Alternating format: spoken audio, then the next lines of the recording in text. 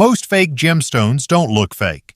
They look better than the real ones, cleaner, brighter, more perfect than anything nature would normally create, and that's exactly why they're so dangerous. Across the United States, millions of dollars are spent every year on gemstones that aren't what they appear to be. Not because people aren't careful, but because the deception has evolved. It no longer relies on obvious flaws. It relies on expectation. What a gemstone should look like, how expensive it should feel, what real is supposed to mean. That's where mistakes begin. Because the truth is, some of the most convincing fakes aren't sold as fakes at all. They're presented as upgrades, enhancements, or simply too good of a deal to ignore. And once that idea is accepted, the eye stops questioning what it sees. This countdown breaks down the 10 most fake gemstones in America. Not just what they are, but how they fool people, and how to spot them instantly, using details most buyers never think to check. By the end, one thing becomes clear. It's not about spotting what looks fake. It's about recognizing what looks too right to be real. Ranked 10th. Amethyst, the stone that looks too real to be fake. Amethyst is often treated as the safe gemstone, affordable, recognizable, and supposedly too common to fake convincingly. That assumption is exactly where the problem begins.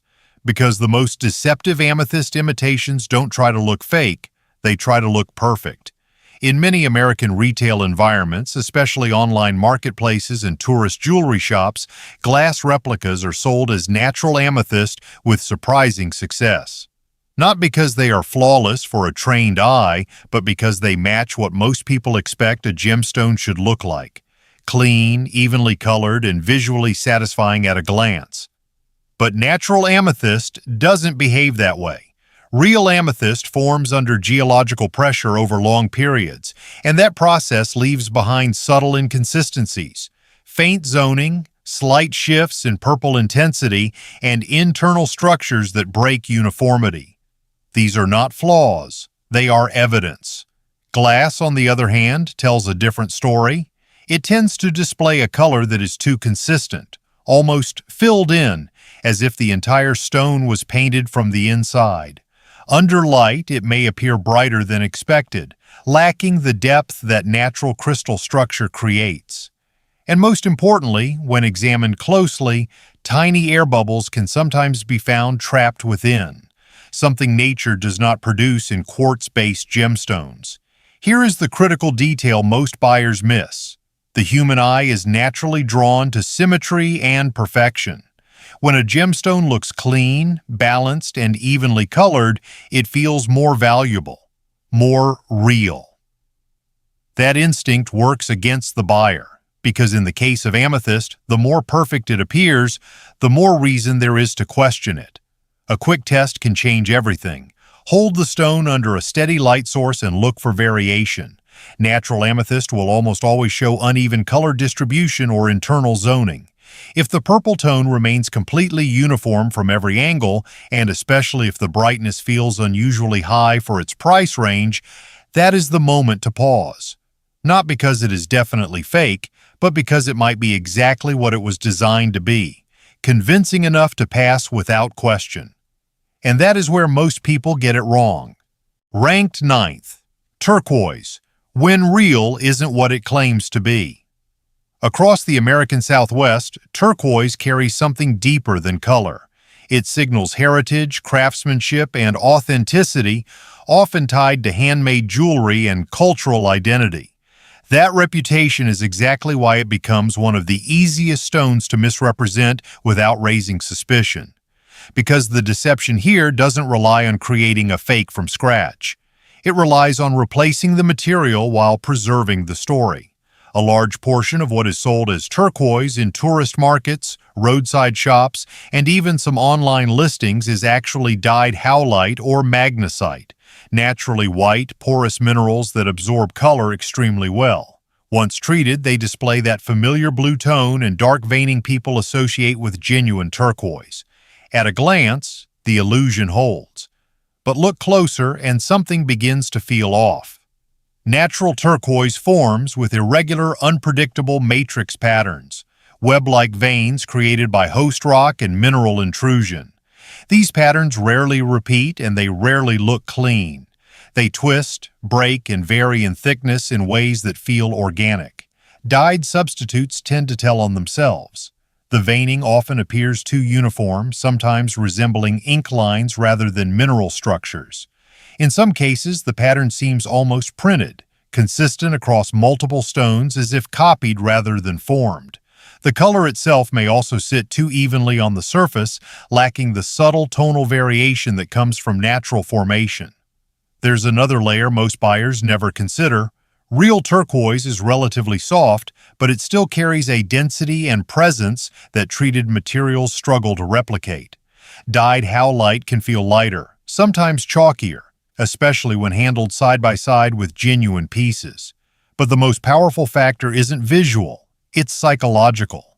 When a stone is presented in a setting that feels authentic, paired with silver, labeled with a location, or associated with artisan work, the brain fills in the gaps. It stops questioning the material and starts trusting the narrative. That's where this substitution works best. A simple check can break that illusion. Examine the matrix closely. If the veins look overly consistent, too symmetrical, or repeat across multiple pieces, the material deserves a second look. Authentic turquoise rarely repeats itself with that level of precision, because in this case, the deception isn't about fooling the eye, it's about guiding belief, until the difference no longer feels worth questioning. Ranked 8th. Garnet, when brightness becomes the lie. Deep red garnet is often seen as one of the most straightforward gemstones on the market. No mystique, no inflated pricing, no reason to suspect deception. That perception creates the perfect opening, because the manipulation here doesn't try to replace the stone. It reshapes how the stone appears, especially under light. Lower-grade garnets are frequently treated or paired with glass to enhance brilliance, producing a visual effect that feels richer and more vibrant than the natural material would typically allow. In some cases, composite stones are assembled with a thin layer of real garnet bonded to a glass base, amplifying brightness from beneath. The result is a gem that looks more alive than expected, particularly in display lighting. That's where most buyers make the wrong call. Retail environments are designed to flatter gemstones. Strong overhead lights, reflective surfaces, and controlled angles all work together to exaggerate sparkle. Under those conditions, an enhanced garnet can appear unusually vivid, almost glowing with a clarity that suggests higher quality. But natural garnet doesn't behave like that. Its structure absorbs more light than it reflects. Even high-quality specimens carry a certain depth, a darker core, subtle internal shadows, and a restrained brilliance that shifts depending on the angle. It doesn't flash brightly under every condition. It reveals itself slowly. Enhanced or composite versions tend to break that rule. They maintain brightness even in weaker lighting. The color may appear slightly too transparent, lacking the density expected from natural garnet. And when viewed from the side, especially under magnification, a faint boundary line between layers can sometimes be detected, evidence of assembly rather than formation. The more revealing clue, however, is consistency. If a garnet looks equally brilliant in bright store lighting and in softer everyday conditions, that uniform performance deserves scrutiny. Natural stones rarely present themselves the same way in every environment. A quick way to challenge the illusion: move the stone away from direct light and observe how it responds. Genuine garnet will deepen, sometimes darkening significantly, with flashes of color appearing only at certain angles. If the brightness remains constant, almost unaffected by the change, that stability is not typical of natural behavior. What appears to be exceptional quality is often something else entirely, an engineered version of what the eye wants to see, refined, intensified, and carefully staged to outperform reality. And once that expectation is set, the difference becomes harder to notice. Ranked 7th. Opal, the illusion that repeats itself. Nothing in the gemstone world attracts attention quite like opal. The shifting flashes of color, reds, greens, blues, seem almost alive, changing with every movement. That visual drama is exactly what counterfeiters aim to replicate. But here's the detail most buyers never expect. Real opal is unpredictable. Fake opal is not. Natural opal forms through a slow arrangement of silica spheres, creating diffraction patterns that scatter light in complex, irregular ways. The result is what gemologists call play of color, a phenomenon that never organizes itself into neat, repeating structures. No two patches behave the same. No pattern loops back on itself. Imitations take a different path. Many synthetic or plastic-based opals are manufactured with layered films or structured patterns designed to mimic that color play. At first glance, the effect can be convincing, especially under strong lighting where the colors appear bright and saturated. For an untrained eye, the illusion feels complete. Then the repetition begins to reveal itself. Under closer observation, the flashes of color may align into grids, stripes, or identical clusters that repeat across the surface. Instead of randomness, there is order. Instead of chaos, there is design. Tilt the stone slowly, and the same pattern can appear again and again as if it's being replayed rather than generated. That consistency is the flaw, because natural opal never performs the same way twice from one angle to another. Its color patches shift unpredictably, breaking apart and reforming in ways that resist symmetry. There's another subtle signal. Synthetic or plastic opals often appear too perfectly colorful, with sharp, defined flashes that sit on the surface rather than emerging from within. Real opal carries depth. Its colors seem suspended inside the stone, not printed across it. The most effective test requires nothing more than patience. Rotate the gem slowly under a single light source and watch for repetition. If identical color patterns reappear in sequence, or if the flashes move in a uniform, predictable way, the structure is likely manufactured. This is where perception fails most easily. The human brain looks for beauty, not randomness. When colors appear vibrant and organized, the instinct is to trust what looks impressive. That instinct works against accuracy, because in the case of opal, the more controlled the pattern feels, the less likely it is to be real. Ranked 6th, Topaz, color that was never there.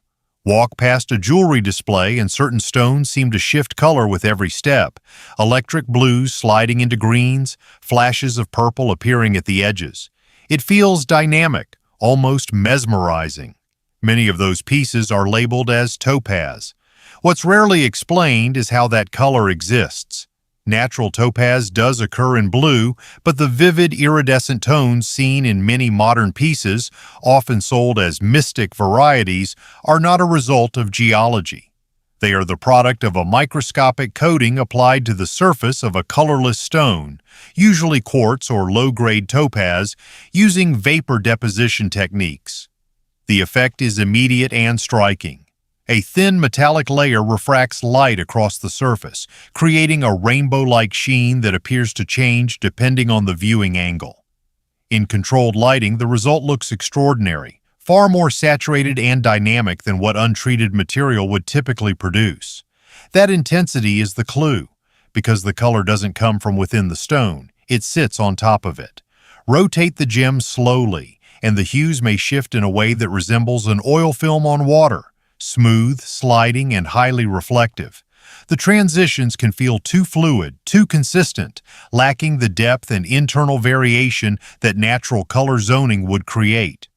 Under magnification, edges and facet junctions may reveal slight wear or thinning of the coating, especially on pieces that have been handled frequently. There's also a durability factor most buyers never hear about. Since the color is applied rather than formed, it can degrade over time. Friction, cleaning, or even everyday contact can gradually reduce the effect, leaving behind a duller surface beneath. What begins as a vibrant display can slowly lose its visual impact without any obvious damage to the structure of the stone itself. The simplest way to challenge what's being seen: focus on how the color behaves relative to the stone's interior. If the hues appear to glide across the surface, changing dramatically with slight movement, and if the brightness feels disconnected from the body of the gem, the source of that color deserves closer scrutiny. This isn't about labeling the stone as fake, it's about understanding that the appearance has been engineered, designed to outperform nature in the exact way the eye expects beauty to behave. And once that expectation is set, the difference becomes easy to miss. Ranked 5th, Sapphire, the stone that was fixed to look flawless. The moment clarity becomes the selling point, Sapphire enters dangerous territory. High-quality natural sapphire is rarely perfect.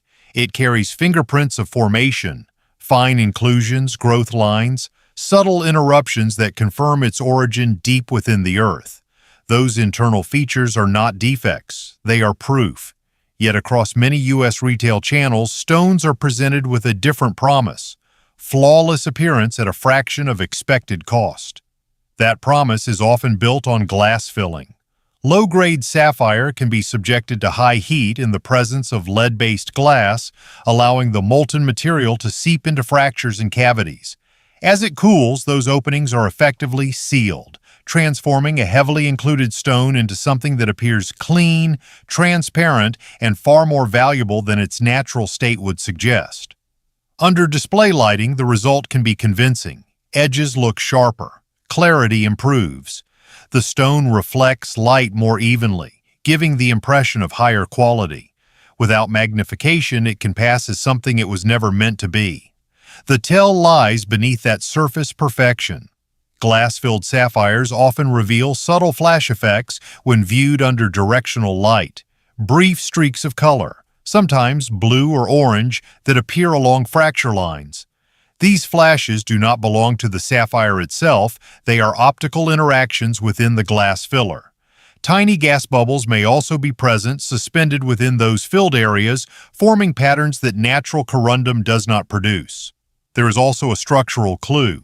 Because the integrity of the stone has been altered, areas that were once fractured now behave differently under light.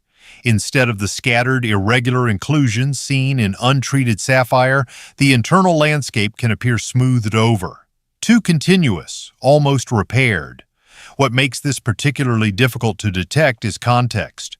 When a sapphire is mounted, lit correctly, and presented with confidence, the mind tends to accept the visual outcome rather than question the process behind it. The absence of visible flaws feels reassuring, even desirable. That instinct can mislead. A simple evaluation can shift the perspective. Examine the stone under a focused light source and look for linear flashes or reflective seams that interrupt the natural structure. If clarity seems unusually high for the price, and if internal features appear more like filled pathways than raw formations, the treatment becomes part of the story. Not every enhanced sapphire is misrepresented, but when perfection is offered too easily, it is often the result of intervention.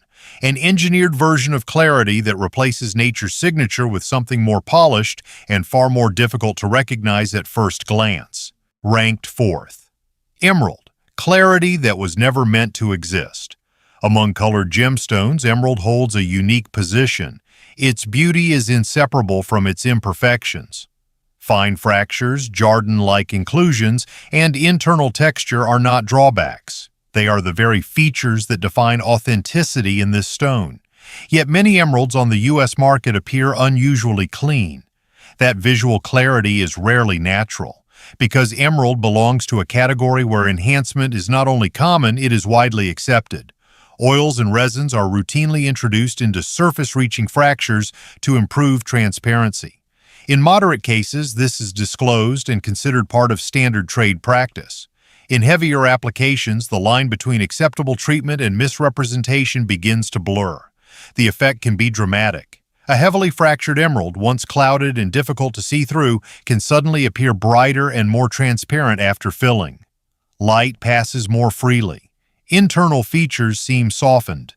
The stone looks more open, sometimes approaching a level of clarity that would command significantly higher value if it were natural.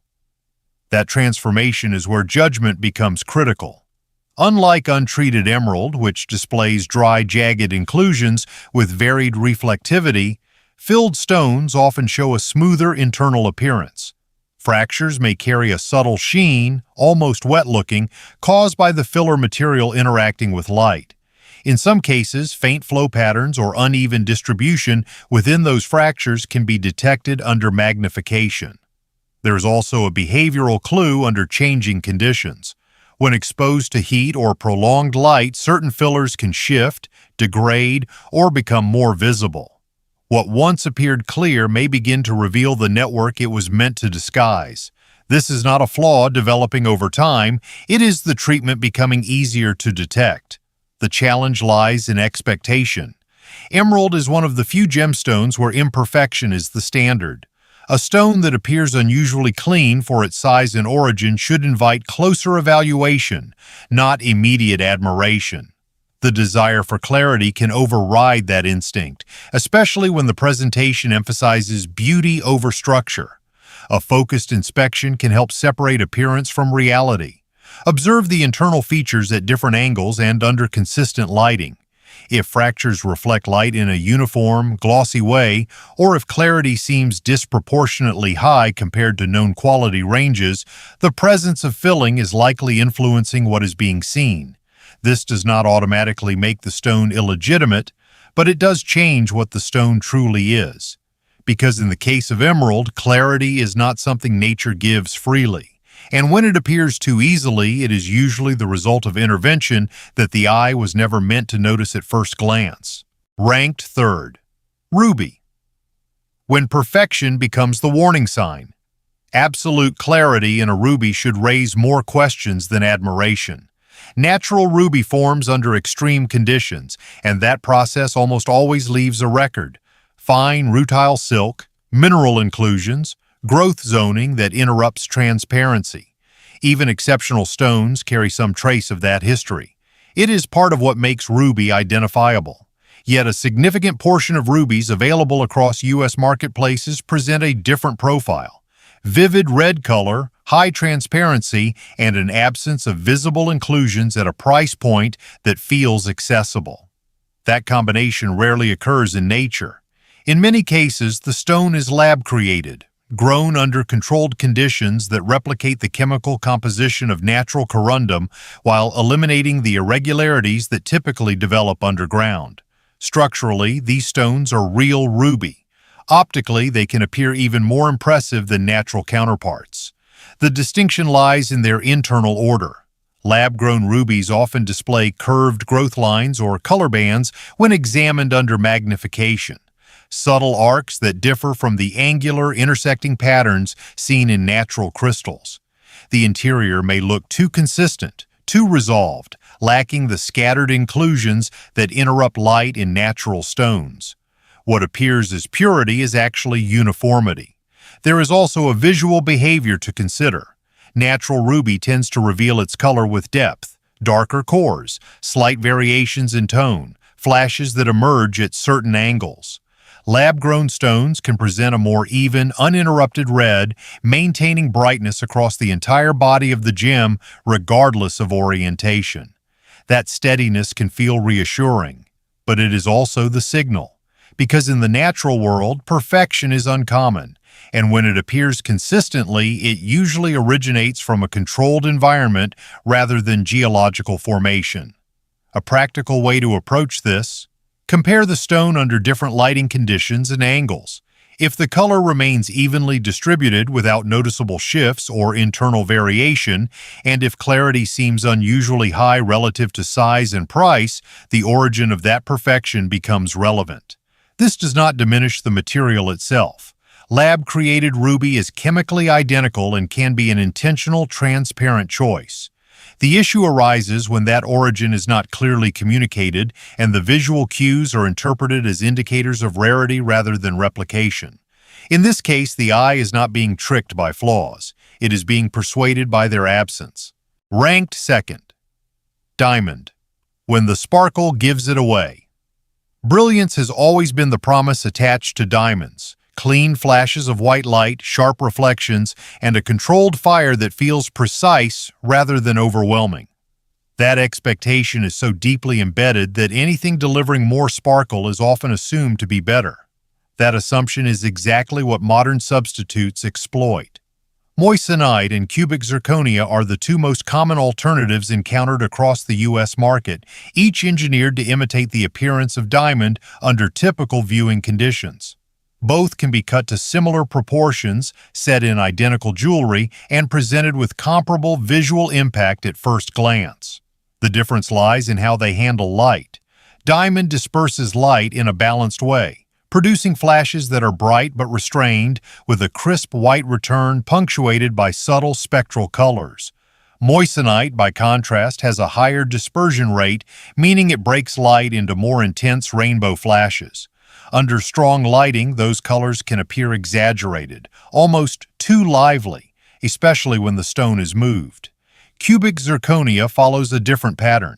It often presents a softer brilliance with less contrast between light and dark areas, sometimes appearing slightly hazy or overly smooth in its reflections. Over time, surface wear can further reduce sharpness, giving the stone a muted look compared to diamond's enduring clarity. There is also a structural aspect to consider. Moissanite can exhibit a doubling effect, known as birefringence, where facet edges appear slightly doubled when viewed at certain angles. This is not visible in diamond, which maintains single, sharply defined reflections. While subtle, this effect becomes more noticeable once recognized. What makes this category particularly challenging is presentation. In controlled retail lighting, all three materials can look convincing. The human eye responds to brightness and contrast, not to the underlying physics of how that light is produced. When sparkle increases, perception often equates it with value. That instinct can mislead. A simple observational approach can help separate the behaviors. Move the stone under a direct light source and watch the character of the flashes. If the fire appears unusually colorful, dominated by rainbow tones rather than clean white light, or if reflections seem slightly doubled along the edges, the material is likely not diamond. This does not automatically indicate deception. Moissanite and cubic zirconia are legitimate materials when accurately represented. The issue emerges when their visual strengths are mistaken for diamond's signature qualities. In this case, the giveaway isn't a lack of brilliance.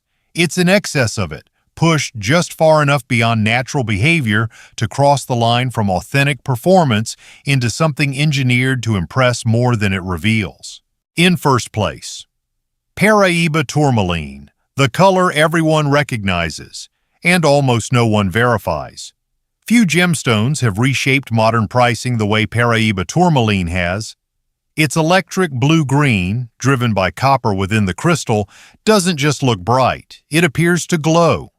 That visual signature became a market story. Rare origin, limited supply, escalating value. That story is precisely what gets imitated.